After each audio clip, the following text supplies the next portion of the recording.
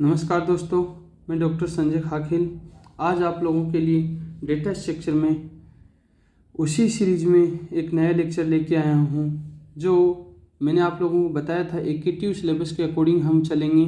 तो उसी एकेटिव सिलेबस के अंदर नेक्स्ट टॉपिक हमारा classification of data structure. Classification of data structure, सबसे पहले मैं आपको बताऊँ कि क्लासिफिकेशन होता क्या है। हम डे टू डे लाइफ में कितने डेटा स्ट्रक्चर की वो अलग अलग तरीके से यूज करते हैं, किस तरीके से हम डिफरेंट डेटा स्ट्रक्चर को एक मैथमेटिकल फॉर्म में लॉजिकल एल्गोरिथम के रूप में हम यूज में लेते हैं, किस तरीके से हम प्रॉब्लम को सॉल्व करते हैं, किस तरीके से हम स्ट्रक्चर क्रिएट करते हैं, किस तरीके से हम डेटा को स्टोर करते हैं, एक टेबल के रूप में हम रिप्रेजेंट करते हैं। ये सारी चीज़ों के बारे में हम आज क्लासिफिकेशन ऑफ डेटा स्ट्रक्चर में हम देखेंगे। सबसे पहले क्लासिफिकेशन ऑफ डेटा स्ट्रक्चर की अगर मैं बात करता हूँ तो हम सबसे पहले देखेंगे data structure has many different uses in our daily life. मैंने आपको बताया कि data structure day to day life में हमें डेली किसी न किसी रूप में हमारे काम में आ रहा है। There are many different data structure that are use to solve different mathematical and logical problems. मैंने बताया कि जितनी भी हमारी मैथमेटिकल और लॉजिकल प्रॉब्लम्स हैं डे टू डे लाइफ में प्रोग्रामिंग कॉन्सेप्ट के अंदर, वो सारी हमें किसी न किसी डेटा स्ट्रक्चर के कॉन्सेप्ट के थ्रू ही हमें सॉल्व करनी पड़ती हैं।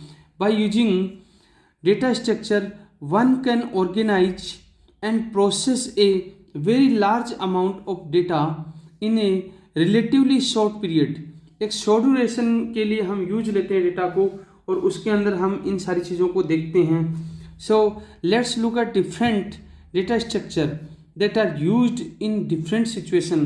अब हम डेटा स्ट्रक्चर की कुछ सिचुएशन ऐसी हैं जिनको हम अलग अलग सिचुएशन के अंदर यूज ले सकते हैं, अलग अलग सिचुएशन में हम उन चीज़ों को देख सकते हैं, उन सारी चीज़ों पे हम प्रकाश डालेंगे, फोकस करेंगे।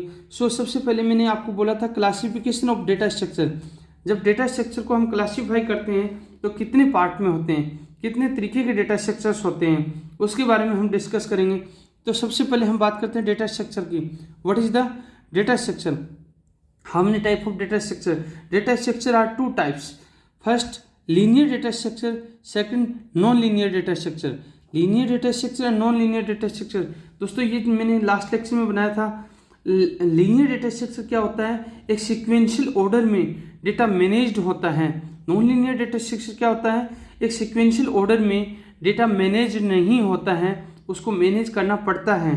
लीनियर डेटा स्ट्रक्चर की अगर मैं बात करूं तो लीनियर डेटा स्ट्रक्चर दो तरीके का होता है, दो टाइप का होता है। एक होता है स्टैटिक डेटा टाइप, दूसरा होता है dynamic data type. Static data type क्या होता है? जब हम बात करते हैं स्टैटिक का मतलब होता है कांस्टेंट।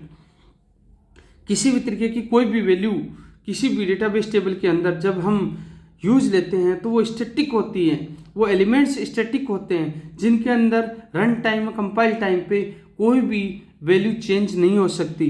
डायनेमिक डेटा स्ट्रक्चर क्या कहलाता है? डायनेमिक वैल्यू होती हैं जो रन टाइम और कंपाइल टाइम पे हम जिन वैल्यूज को हम चेंज कर सकते हैं, जो भी किसी भी सिचुएशन के अकॉर्डिंग चेंज हो सकती हैं, उसको हम डायनेमिक डेटा स्ट्रक्चर कहते हैं। जो स्टैटिक डेटा स्ट्रक्चर होता है उसका एक बेस्ट एग्जाम्पल होता है एरे।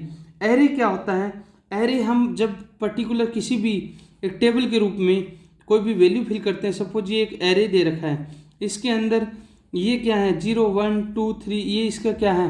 एक तरीके से रोल नंबर है, इसकी इंडेक्स वैल्यू है, और ये एलिमेंट्स हैं A B C D, ये क्या है? इसके एलिमेंट्स हैं। और ये सपोज 201 202 203, ये इसकी क्या है? मेमोरी लोकेशन है, एरे का मेमोरी लोकेशन है। तो एरे के अंदर अगर मैं एलिमेंट A पुट करता हूँ, उसके बाद में B, फिर C, फिर D, तो ये एलिमेंट्स क्या है? ये स्टैटिक हैं, ये चेंज नहीं हो सकते। ये रन टाइम और कंपाइल टाइम पे इनके अंदर कुछ भी चेंज नहीं हो सकता। अब मैं बात करता हूँ डायनेमिक डेटा स्ट्रक्चर की। डायनेमिक डेटा स्ट्रक्चर के अंदर सबसे पहले होता है क्यू, फिर होता है स्टैक, उसके बाद में होता है लिंक लिस्ट। इनके अंदर क्या होता है? क्यू, स्टैक और लिंक लिस्ट क्या होता है? इनके अंदर कोई भी डेटा आता है रन टाइम कंपाइल टाइम पे हम उसको चेंज कर सकते हैं, उसको उसकी सिचुएशन, उसकी पोजीशन चेंज कर सकते हैं। तो डायनेमिक डेटा स्ट्रक्चर मैंने बोला था, डायनेमिक डेटा स्ट्रक्चर के अंदर रन टाइम और कंपाइल टाइम पे वैल्यू चेंज की जा सकती हैं, तो इसके बारे में हम आगे पढ़ेंगे। अब हम बात करते हैं नॉन लीनियर डेटा स्ट्रक्चर।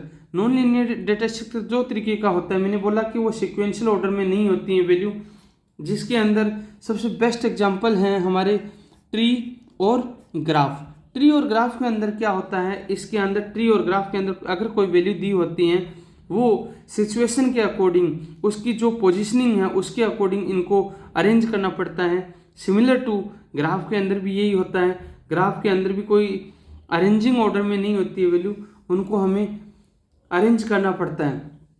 सो हम देख लेते हैं अब आगे इसी क्रम में कि लीनियर डेटा स्ट्रक्चर क्या होता है। ये मैंने आपको थ्योरेटिकल पार्ट बताया, अब मैं प्रैक्टिकली की बात करता जाऊंगा। तो प्रैक्टिकली पार्ट की अगर मैं बात करूं तो इसके अंदर क्या होता है, linear data structure. Theoretical part के अंदर लीनियर डेटा स्ट्रक्चर की मैं डेफिनेशन देखता हूं पर्टिकुलर, तो क्या होता है, data structure in which data elements are arranged sequentially और लीनियरली। मैंने क्या बोला, सिक्वेंशियल और लीनियर फॉर्म में ये क्या होता है, डेटा अरेंज होता है, where each element is attached to its previous and next adjacent. मैंने क्या बताया था, लाइक ए बी के साथ में अटैच्ड है, जो प्रीवियस और नेक्स्ट के साथ में, फिर बी सी के साथ में, इस तरीके से ये क्या होता है, एडजेंट एलिमेंट होते हैं जो प्रीवियस और नेक्स्ट के साथ में क्या होते हैं, कनेक्टेड होते हैं, is called a linear data structure. इस चीज़ को क्या बोलते हैं, लीनियर डेटा स्ट्रक्चर बोलते हैं। और इसका बेस्ट एग्जांपल क्या है, लीनियर डेटा स्ट्रक्चर का बेस्ट एग्जांपल है array, stack, Q and link list. ये क्या होते हैं, लीनियर डेटा स्ट्रक्चर होते हैं, जो मैंने आपको क्लासिफिकेशन ऑफ डेटा स्ट्रक्चर के डायग्राम में बताया है। अब एक होता है स्टैटिक डेटा स्ट्रक्चर। स्टैटिक का मतलब क्या होता है, जो चेंज नहीं हो सकता, उसको क्या बोलते हैं, हम स्टैटिक बोलते हैं। तो static data structure has a fixed memory size, it is easy to access the element in a static data structure. For example, static data structure का सबसे अच्छा एग्जाम्पल क्या है, एरे। एरे क्या है, सबसे बेस्ट एग्जांपल है, जिसके अंदर मैंने बताया कि सीक्वेंशियल ऑर्डर में एलिमेंट्स होते हैं, उनकी इंडेक्स वैल्यू होती है, उसकी मेमोरी साइज होती है, लेकिन ये स्टैटिक होते हैं, ये चेंज नहीं होते हैं रन टाइम पर। अब डायनेमिक डेटा स्ट्रक्चर क्या होता है, डायनेमिक डेटा स्ट्रक्चर का मतलब होता है कि वो रन टाइम पे वो क्या होता है, चेंज हो सकता है, उसके अंदर कोई भी वैल्यू एलिमेंट्स चेंज किए जा सकते हैं। In dynamic data structure the size is not fixed, it can be randomly updated during the runtime, which may be considered efficient concreting the memory space complexity of the code। इसका best example कौन कौन से हैं data structure के, Q, stack और link list. ये इसके क्या हैं, डायनेमिक डेटा स्ट्रक्चर के बेस्ट एग्जांपल्स हैं। दोस्तों इसी क्रम में अगर हम आगे चलें तो आगे अगर हम इसी चीज़ को देखेंगे तो इसके अंदर क्या होता है, अब नॉन लीनियर डेटा स्ट्रक्चर की अगर मैं बात करूं तो नॉन लीनियर डेटा स्ट्रक्चर के अंदर क्या होता है, नॉन लीनियर डेटा स्ट्रक्चर मैंने आपको बोला था कि नॉन लीनियर का मतलब होता है कि सीक्वेंशियल ऑर्डर में डेटा नहीं होता, एक अरेंजिंग ऑर्डर में डेटा नहीं होता है, जिसको हमें अकॉर्डिंग टू सिचुएशन डेटा को हैंडल करना पड़ता है, डेटा को अरेंज करना पड़ता है, सिक्वेंशली फॉर्म में लेके आना पड़ता है, तो नॉन लीनियर डेटा स्ट्रक्चर कहलाता है। Data structure where data elements are not placed sequentially or linearly are called non-linear data structure. In a non-linear data structure, we can't traverse all elements in a single run only. For example, non-linear data structure are tree and graph. ये क्या बोल रहा है कि एक single ट्रेवर्स element के रूप में डेटा है वो अरेंज नहीं होता है, वो क्या कहलाता है, नॉन लीनियर डेटा स्ट्रक्चर कहलाता है। अब इसी के अंदर हम बात करें, ये सारी चीज़ें पढ़ रहे हैं तो सबसे बड़ी बात ये होती है कि why we need of data structure, हमें क्यों ज़रूरत पड़ी डेटा स्ट्रक्चर की, इसके बारे में पढ़ते हैं। Need of data structure, data structure की हमें क्यों ज़रूरत पड़ी। The data structure of the data and the synthesis of the algorithm are relevant to each other. Structure of the data, synthesis of algorithm एक दूसरे के क्या हैं, relevant होते हैं। Data presentation must be easy to understand so the developer as well as the user can make an efficient implementation of the operations. Efficient implementation कर सकते हैं किसी भी एक ऑपरेशन का। तो इसी तरीके से हम इन सारी चीज़ों को, डेटा स्ट्रक्चर की चीज़ों को देखते हैं। तो इसके अंदर अब अगर हम आगे चलते हैं तो आगे हम देखेंगे तो इसके अंदर क्या है आगे। Data structure provide an easy way to organise, retrieving and managing और स्टोरिंग डेटा। डेटा स्ट्रक्चर क्या काम करता है, किसी भी डेटा को ईजी वे में ऑर्गेनाइज करता है, रिट्रीव करने के काम में आता है, मैनेज करने के काम में आता है, उसको स्टोर करने के लिए काम में आता है। ये सारा काम किसका है, डेटा स्ट्रक्चर का है। इसीलिए हमें डेटा स्ट्रक्चर की क्या होती है, नीड होती है, ज़रूरत होती है। इसके अंदर कुछ डेटा स्ट्रक्चर की नीड्स दी हुई हैं, list of needs of data structure. Data की क्यों ज़रूरत पड़ी, तो पहली हमें एप्लीकेशन दी है data structure modification is easy. Data structure के अंदर मॉडिफिकेशन बहुत ही ईजी होता है, आसानी से हम उसके अंदर किसी भी तरीके का चेंज कर सकते हैं। दूसरा होता है इट्स रिक्वायर्ड लेस टाइम, इसकी कम समय के अंदर हम एक एफिशिएंट मैनर में डेटा को सिक्वेंशली अरेंज कर सकते हैं। थर्ड है सेव स्टोरेज मेमोरी स्पेस, और स्टोरेज मेमोरी स्पेस को भी ये क्या करता है, सेव करने के काम में आता है। फोर्थ वन है डेटा रिप्रेजेंटेशन इज ईजी, किसी भी डेटा को कहीं पर भी रिप्रेजेंट करना है, प्रेजेंट करना है तो ये सबसे ईजी होता है, क्योंकि इससे आसानी से हम उसको रिप्रेजेंट कर सकते हैं, डेटा को प्रेजेंट कर सकते हैं। एंड फिफ्थ वन है easy access to the large database. सबसे बड़ी बात यही होती है डेटा स्ट्रक्चर के अंदर, कितना भी लार्ज डेटाबेस हो, 1000 मिलियन ट्रिलियन डेटा अगर मेरे पास में अवेलेबल है तो उसको बहुत ही ईजीली और आसान भाषा में, आसान तरीके से उसको क्या कर सकते हैं, हम मैनेज कर सकते हैं। जिससे हमें फ़ायदा ये होता है, हमारा टाइम बचता है, मनी बचता है, और हमारी जो भी प्रोजेक्ट होता है उसकी एफिशिएंसी फास्ट हो जाती है, उसकी वर्किंग कैपेसिटी फास्ट हो जाती है, उसके काम करने की जो एफिशिएंसी है वो जल्दी, किसी भी डेटा को हम प्रेजेंटेबल फॉर्म में जितना एज वेल एज प्रेजेंट कर सकते हैं उतनी हमारे प्रोजेक्ट की एफिशिएंसी और अच्छी हो जाएगी। तो ये था हमारा why need of data structure, हमें डेटा स्ट्रक्चर की क्यों जरूरत पड़ी। अब हम इसी क्रम में आगे देखेंगे। तो नेक्स्ट हमारा डेटा स्ट्रक्चर का टॉपिक है क्या है, elementary data type. Elementary data types की मैं बात करता हूँ तो एलिमेंट्री डेटा टाइप क्या होता है कि इसके अंदर एक सिंगल डेटा वैल्यूज होती हैं, कुछ क्लासेस होती हैं, कुछ ऑब्जेक्ट्स होते हैं, कुछ मैनिपुलेटिंग आइटम्स होते हैं जिनको हम रिप्रेजेंट करते हैं एलिमेंट्री डेटा टाइप के रूप में। तो हम इसी की चीज़ के बारे में देखते हैं। An elementary data object include a single data value and a class of elementary data objects with a set of operation for creating and manipulating them. It represents as an elementary data type.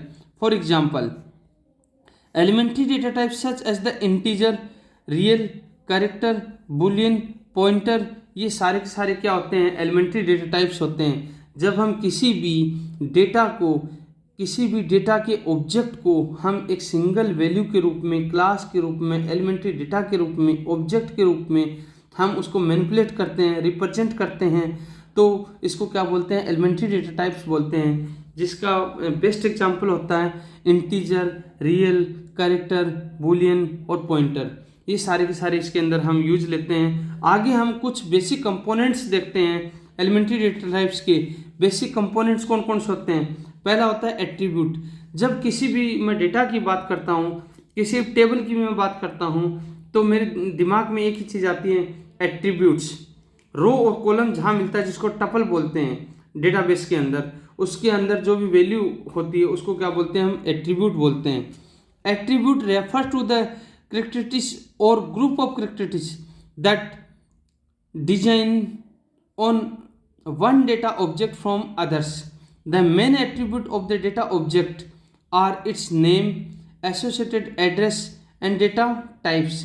The following declaration, जब किसी भी attribute को अगर मुझे declare करना है सी के अंदर, तो मैं क्या लिखूंगा, लाइक इंटीजर टाइप, कोई ए मेरे पास में है तो उसको क्या लिखूंगा मैं, इंटीजर टाइप से उसको क्या करूंगा, डिक्लेयर करूंगा। सिंपली भाषा में हम इंटीजर को क्या लिखते हैं, इंट ए या इंट बी। अगर मेरे पास मल्टीपल हैं इंटीजर सी। इस तरीके से हम क्या करते हैं, इनको रिप्रेजेंट करते हैं। अब इसके अंदर क्या होता है कि it's specific that a data object named A. A क्या है, एक डेटा ऑब्जेक्ट नेम है जिसको हम क्या नाम दिया है, किस टाइप का नाम दिया है, इंटीजर टाइप का नाम दिया है। The attribute of the data object can be stored in the collection of memory cells called descriptor और वेक्टर। डॉफर वेक्टर बोला जाता है। Descriptor is the group of attribute of a variable if the attribute are all fixed descriptor and needed only at the compiler time. They are developed by the compiler generally as a part of the symbol table and are used during the compilation process.